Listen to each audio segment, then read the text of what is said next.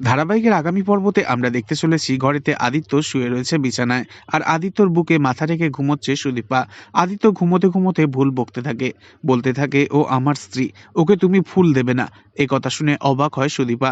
অন্যদিকে দেখা যায় পরমা নিজের বাড়িতে রাত্রিবেলা সোফায় বসে টিভি দেখছে, কিন্তু পরমার চোখ থেকে সমানে জল পড়তে থাকে।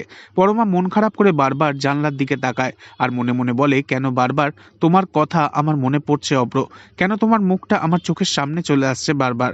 আমি তোমার কথা মনে করতে চাই না, ভালোবাসি না আমি তোমায়, তুমি আমাকে তাড়িয়ে দিয়েছো তো। এরপর দেখা যায় হঠাৎই দরজায় কলিং বেল বাজে। পরমা তাড়াতাড়ি করে দরজা খোলে আর দেখে অব্র এসেছে। পরমা বলে, এ কি, এই ঝড় ঝঞ্ঝার রাতে তুমি এভাবে ভিজে গেছো যে, ভিতরে আসো, আমি তোমার জন্য টাওয়ালটা এনে দিচ্ছি।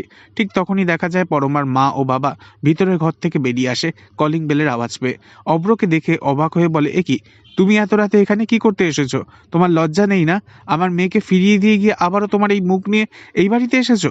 একটা কথা না, কান খোলা রেখে শুনে রাখো তুমি, আমার মেয়ের সাথে তোমার আর কোনো সম্পর্ক নেই, তুমি এখন এই মুহূর্তে আসতে পারো। তখন অব্র বলে, আপনি থামুন প্লিজ, ওরা যাকে মা বলে ডাকে সে হারিয়ে গেছে। এ কথা শুনে অস্থির হয়ে ওঠে পরমা। তবে কি হবে আগামী পর্বে, কি শাস্তি অপেক্ষা করছে কুন্তলার ভাগ্যে, আর কিভাবেই বা সামনে আসবে সুদীপার আসল বংশ পরিচয়? নেক্সট আপডেট জানতে অবশ্যই সাবস্ক্রাইব করে রাখবেন। ধন্যবাদ।